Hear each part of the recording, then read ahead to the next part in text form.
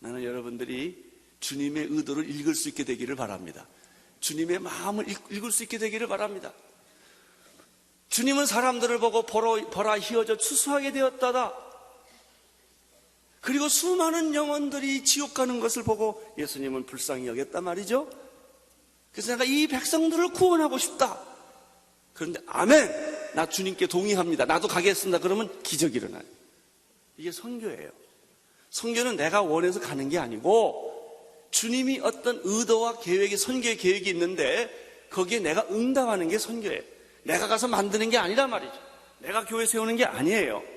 주님이 이미 플래닝을 다 짜놨어요.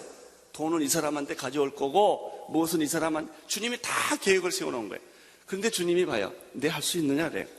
테스트하는 거예요. 주님이 계획 세우셨다면 될 수 있습니다. 나는 보리떡 5개나 물고기 2마리를 가지고라도 주님의 계획에 동참하겠습니다 라고 하면 5,000명이 먹여진다. 할렐루야. 이게 교회입니다. 교회가 어떤 일을 생각할 때 한 목사님이 아이디어가 좋고 아이디어가 많아서 이게 하는 게 아니에요. 그러면 안 된다니까요. 주님이 원하는 것을 가만히 보고 있다가 주님이 저쪽으로 가시는구나 라고 하면 확 뛰어드는 거예요.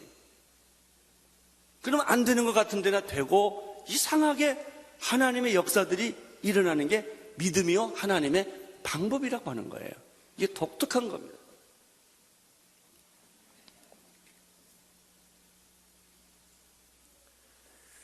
오늘 이 본문에는 안 나와 있지만요, 마가복음 6장에 보면 재미있는 사실이 하나 더 있어요. 예수님이 오케이, 그리고 그 보리떡 5개와 물고기 2마리가 있다는 소식을 듣고 예수님이 움직이기 시작해요. 제자들은 전혀 눈치채지 못하죠. 50명씩 100명씩 그룹으로 사람을 앉혀라 그랬습니다. 마가복음 6장에는 때를 지어 앉혀라. 예수님은 기적을 베푸시지만은 기적을 베푸는 방법은 굉장히 조직적이고 합리적이라는 사실을 알게 됩니다. 우리가 교회에서 믿음으로 하지만 믿음을 실행할 때는 굉장히 조직적이고 합리적으로 계획적으로 일을 추진해 나가야 일이 되는 거예요. 믿음으로 한다고 주먹구구시로 왁 해버리면 안 돼요. 그건 믿음 아니에요. 믿음을 혼돈하지 마십시오. 우리가 하나님께 나아가는 것은 하나님이 하신 일에 믿음으로 참여하는 것이지만은 그 믿음을 수행하는 모든 과정은 굉장히 합리적이고 조직적이고 체계적인 과정을 통해서 하나님의 일들이 일어나는 것이죠.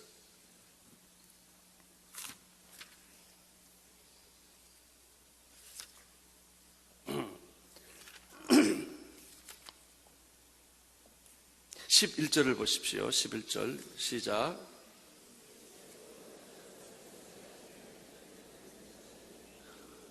사람을 그렇게 때를 지어 앉혀 놓으시고 그 다음에 예수님이 어떻게 하시는가? 그 고기와 보리떡 가져와라 이게. 그리고 뭐 하셨습니까? 축복하셨어요. 기적은 어떻게 일어나는가? 예수님의 축복 속에 이루어진다는 거예요. 내가 믿습니다 그런다고 기적이 일어나는 게 아니고 하나님의 축복에 내가 동참할 때 기적이 일어나는 거예요. 하나님의 의도를 내가 믿습니다. 이게 믿음이지, 내가 그냥 필요해서, 내가 상상해서, 내가 기대해서, 내가 희망해서 하는 거는 믿음 아니에요. 예수님이 먼저 그 떡을 뭐 어떻게 축복을 해 주십니다. 그리고 축사하신 후에 이 보리떡 5개와 물고기 2마리를 나눠줘라. 성경에는 그 이상 설명이 없어요. 그리고 뚝 떨어져서 5,000명이 다 배불리 먹었다 그렇게 나와요. 그 과정은 나도 잘 모르겠어요. 성경이 없으니까. 아니 어쨌든 앉혀라 그리고 축사하셨는데 이게 왜 일어나는가? 이전에 예수님이 이미 나는 이 사람들을 배불리 먹여야 되겠다, 돈 주고 사는 것도 아니고 그런 방법이 내가 주겠다는 거예요. 예수님이. 그래서 떡과 고기를 준 거예요. 그런데 아마 기름병하고 똑같겠죠. 구약에 나오는 계속 부으니까 계속 나오는 거예요. 기름은 한 병밖에 없는데 그릇을 다 준비해라. 그래서 그릇을 다 부으니까 계속 나온 거예요. 그래서 다 찼어요. 그게 그릇이. 하나님의 방법에 여러분, 기적과 부흥은 인간이 이해를 못합니다. 수학 공식에 맞지 않고 인간의 정의 개념에 맞지 않아요. 인간의 이성의 개념이 맞지 않는데 어쨌든 되거든요. 그걸 뭘로 설명할 수가 있겠어요? 저도 잘 못해요, 그거. 근데 되는 거예요. 자, 12절, 13절을 보십시오. 시작.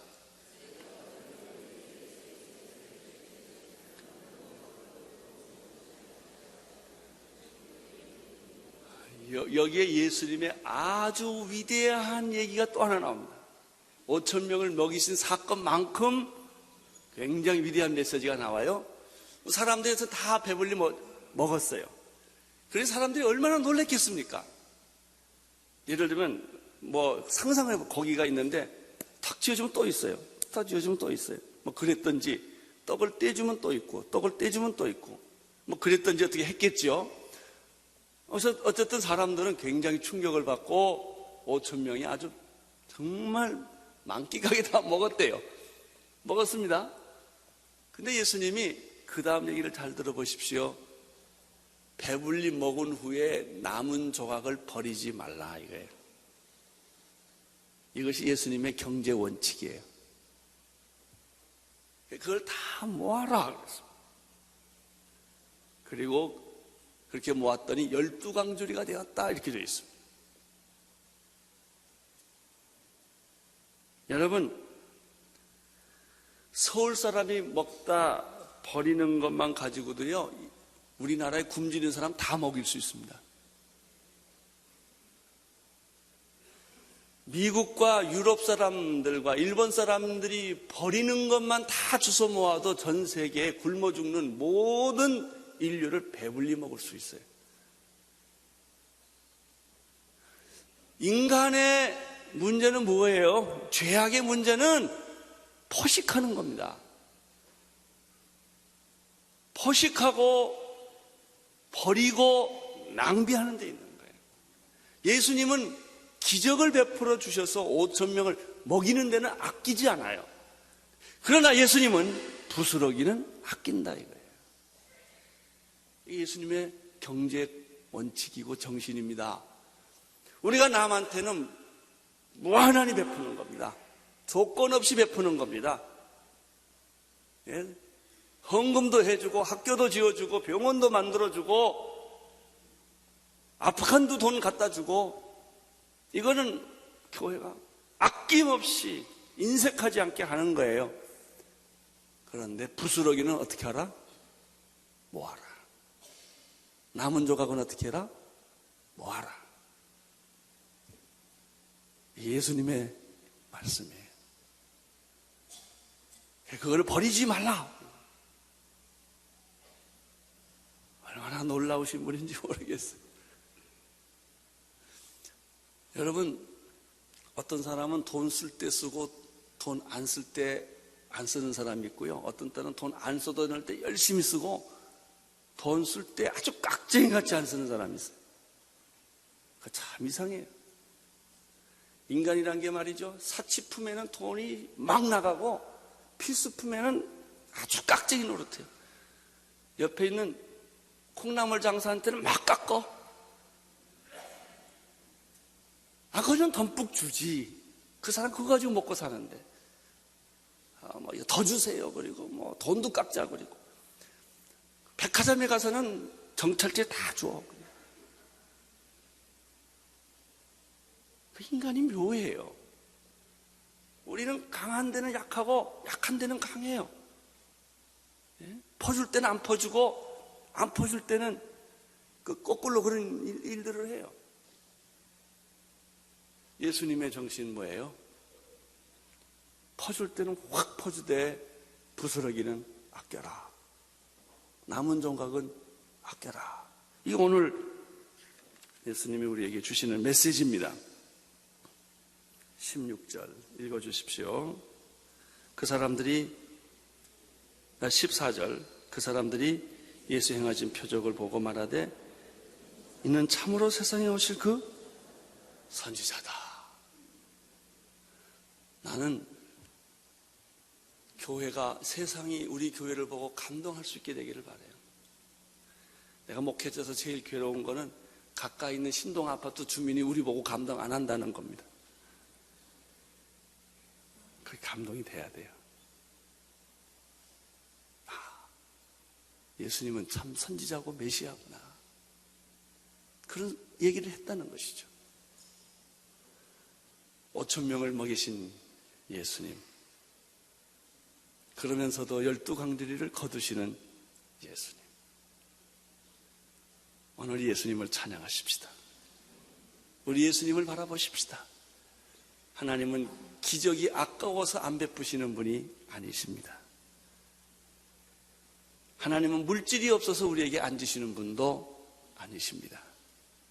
하나님은 우리에게 풍성한 것으로 주시기를 원하십니다. 기도하겠습니다.